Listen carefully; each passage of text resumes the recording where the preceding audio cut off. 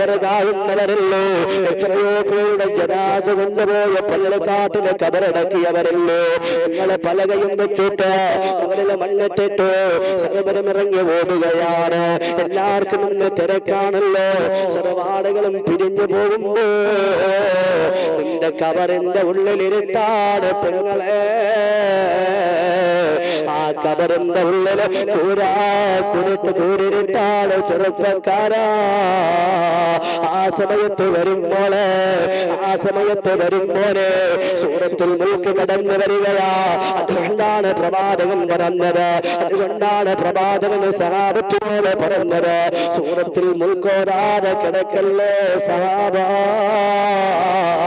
ആ കബറിന്റെ ഉള്ളില് ചിതലുകളും പുഴുക്കളും പടച്ചവനെ, ചിതലും പുഴുക്കളും താവളം പെരുത്തുണ്ടതിൽ സന്തോഷം